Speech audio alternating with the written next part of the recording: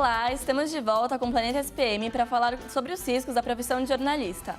No estúdio, agora, conversamos com Sérgio Silva, fotojornalista. Nas manifestações de 2013, Sérgio, você sofreu esse tiro que você levou de bala de borracha. O que você sentiu que tinha acontecido no momento? O que você achou que tinha acontecido? Olha, no momento foi nítida a sensação de um ataque promovido pela Polícia Militar. Porque eu lembro que era um ato que os manifestantes eles estavam assim, muito preocupados com a questão do tal vandalismo e baderna que a grande mídia colocou como manchete na noite anterior. Então, era um ato muito preocupado com essa questão. E no início ali da Rua da Consolação, quando os manifestantes estavam subindo, já vi uma ordem superior do alto comando da Polícia Militar que aquela manifestação não deveria seguir caminho. Então, a polícia ela foi para aquele ato para coibir aquela manifestação. Então, nos primeiros tiros disparados e primeiras bombas jogadas, assim, a coisa não parou, sabe? Então, foi uma chuva de bala de borracha, bomba de gás lacrimogêneo. E a sensação é essa, que foi um ataque inesperado, porque a gente sabia de uma situação tensa naquela noite, mas não esperava uma atitude assim tão repressora e tão imediata como foi essas cenas de bombas da polícia. E agora a gente está até mostrando umas fotos suas de quando ocorreu tudo. E, assim, você tomou alguma atitude a respeito disso? Você processou alguém? O que aconteceu? Qual que foi a... Sim, infelizmente, aqui no Brasil, as pessoas que são vítimas da violência do Estado, o único caminho que a gente tem é buscar os nossos direitos através do judiciário. Porque o Estado nunca reconhece o seu erro. Ele nunca ampara uma vítima da sua própria violência, em nenhum caso. São raros, eu não consigo nem lembrar algum caso para citar aqui que o Estado amparou uma vítima da sua própria violência. Então, é o caminho único que o cidadão tem, é buscar um poder judiciário, abrir um processo contra a instituição e esperar 10, 15, 20 anos até que esse processo venha a ser julgado e às vezes, como aconteceu no caso de um outro fotojornalista, o Alex Silveira, que acabou sendo condenado por estar trabalhando, cobrindo uma manifestação.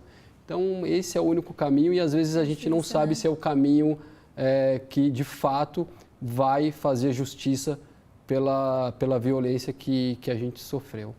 Entendi. E, bom, Sérgio, você, assim...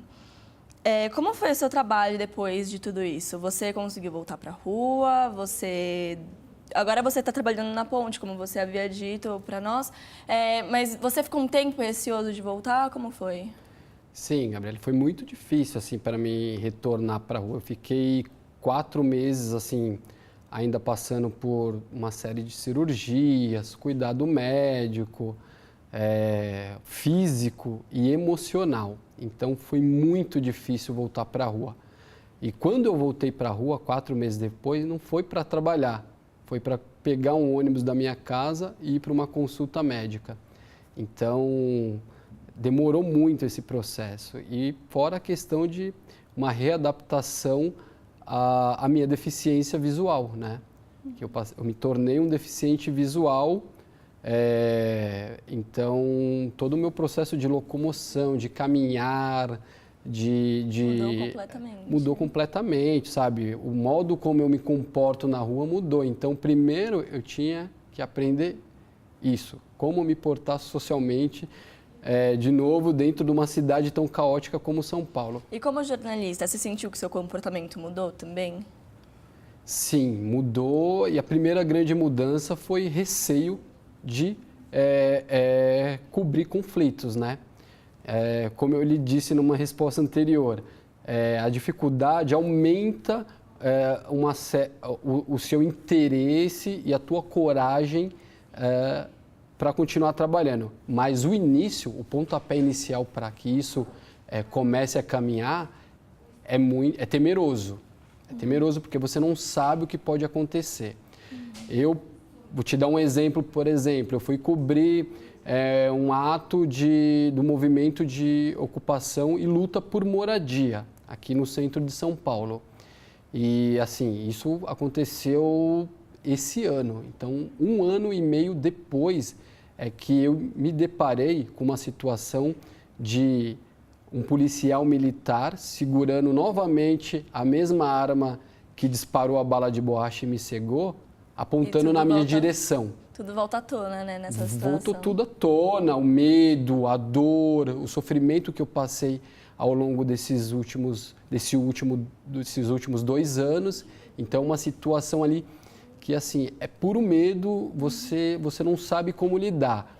Depois que passa, é aquilo que eu falei, você começa a fazer uma reflexão sobre o trabalho daquela cobertura. Aí você consegue encontrar respostas, mas no momento, o calor, ele às vezes te deixa cego, às vezes te deixa surdo. Então é uma situação muito difícil, mas eu acho que a experiência, você voltando a fazer trabalhos, indo para a rua, acompanhando, estudando, lendo, vai fazer com que você saiba exatamente como se portar numa situação de conflito. Sim. Bom, a gente vai falar agora com o Fernando Costa Mello, jornalista e fotógrafo, que assim como o Leão, que vimos no primeiro bloco, e o Sérgio, atuou em diversas zonas de conflito. Olá, Fernando, tudo bem? Tudo bem, e você? Tudo bem. Bom, Fernando, eu gostaria de saber um pouco como foi a sua atuação assim, em conflitos fora do Brasil. Assim. Como você se portava? Não sei se você estava ouvindo agora aqui o que o Sérgio estava falando. A situação aqui no Brasil está muito difícil e eu queria saber um pouco qual que é a diferença para você em cobrir conflitos fora do Brasil. Como foi? Bom, a minha primeira experiência numa região de conflito foi em El Salvador, em 1989. Depois disso eu tive na Bósnia, na capital Sarajevo, 2 vezes, em 93 e 94, no verão de 93 e no inverno de 94, e em 2001 eu fui eu tive, quando estourou a segunda intifada, que é a revolta palestina em Jerusalém, eu passei 15 dias entre Jerusalém, Beit Jala, Ramallah e faixa de Gaza. Meu interesse sempre foi, eu como sempre fui sozinho, sem estrutura, eu sempre foquei no que me interessava mais e no que era acessível para mim, estando daquela forma com dinheiro contado e trabalhando de forma bem independente, numa época analógica, que ninguém sabia exatamente onde eu estava. Então eu não queria me expor muito a riscos e eu optei sempre pela minha vida inteira, inclusive, não só na cobertura de conflito, mas no ser humano. Eu queria entender como as pessoas sobreviviam numa cidade sob cerco há 2, 3 anos, sem comida, sem papel higiênico, sem pasta de dente, sem escola, sem água. Então eu sempre foquei no civil. Porque eu não tinha dinheiro para o front. Mas é um trabalho que, de certa forma, é o que mais me interessa, porque a geopolítica tinha gente mais importante, não do Brasil. O Brasil nunca se interessou em mandar jornalistas para a zona de conflito, sempre optou em comprar material via agências de notícia, mas tinha gente fazendo a geopolítica, que o presidente tal, em reunião com a OTAN e com a UNPROFOR, com a United Nations Protection Force, e o presidente da Rússia e o presidente americano, esse tipo de coisa. Para mim, essa cobertura era bem longe e não me interessava. Sempre fui focado no civil, na pessoa, no dia a dia, no cotidiano. Sim. E, bom, qual que você acha que é a influência da fotografia? Você acha que ela influencia mais as pessoas, que ela emociona mais as pessoas do que, por exemplo, um texto, você falando sobre alguma situação? Eu acho que é uma coisa complementar. Um bom texto e uma boa fotografia é o ideal. Agora, um texto razoável e uma ótima fotografia, eu opto pela fotografia e vice-versa. Agora, tem grandes jornalistas, grandes autores, gente que escreve de uma forma que te transporta para aquele lugar. Tem um autor que eu gosto muito e que foi um dos grandes jornalistas, um dos grandes repórteres de guerra, de conflito, da década de 60, 70, 80, que é o Ryszard Kapuscinski, um escritor e jornalista polonês. Esse cara, provavelmente, para mim, na minha opinião, é o melhor texto sobre esse tipo de jornalismo, de transportar a pessoa até lá e mostrar todas as mazelas. Ele teve muito na África, na dissolução da União Soviética também ele estava lá. E o Kapuscinski, assim, é o James Natchway da escrita, entendeu? Então, eu não sei se a fotografia é mais importante ou menos importante. O que eu sei é que uma boa foto ou um bom texto são insuperáveis. Sim, e você, Sérgio, como você se sente a respeito da fotografia aqui nas manifestações do Brasil? Você também acha que uma boa fotografia toca ou você acha que... Qual é a sua opinião? Olha, eu sou um trabalhador da imagem, né? Então eu procuro sempre fazer com que a fotografia não necessite de legendas.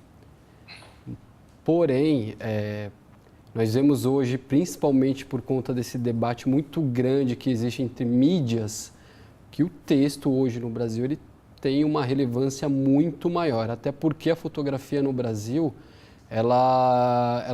as pessoas, eu acho que na verdade, têm uma certa dificuldade ainda, ou talvez não consumam tanto a imagem no sentido desse poder de comunicação.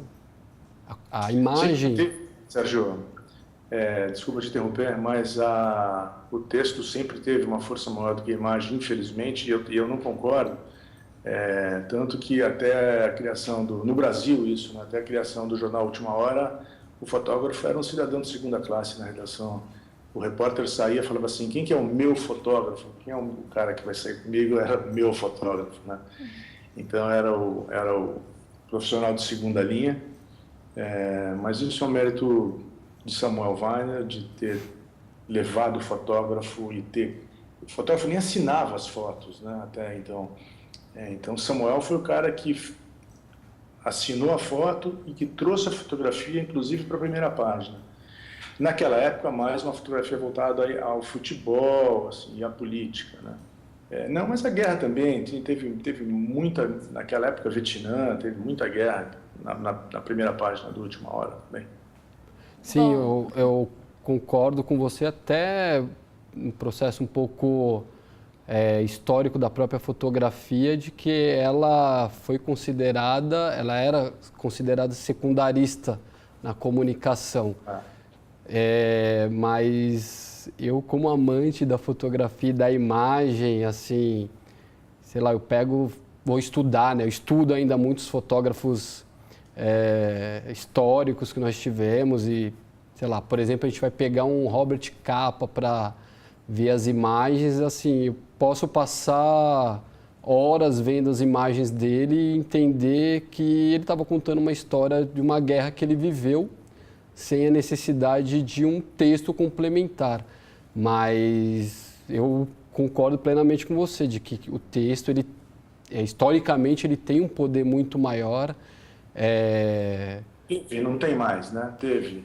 Eu acho que sim, eu acho que ele teve, mas o que eu digo assim, no Brasil, como está ocorrendo essa disputa muito midiática entre mídias alternativas e a grande imprensa, eu acho que as pessoas estão se esforçando para escrever mais e manter uma opinião formada muito maior do que o que a própria imagem diz. É esse conflito que eu estou tentando relacionar com o que eu vejo, pelo menos. Mas eu acredito que a imagem, como você citou também no exemplo, ela pode ser complementar a um grande texto, como um grande texto pode ser complementar a uma imagem simples. Eu acho que são duas coisas, é um casamento aí no jornalismo e na comunicação que pode ser perfeito. Bom, obrigada, Fernando, pela sua participação aqui no Planeta SPM. Continue ligado que a gente ainda tem mais um bloco pela frente. Ok. Bom, no próximo bloco, confira a opinião de Sérgio sobre a proteção dos jornalistas hoje.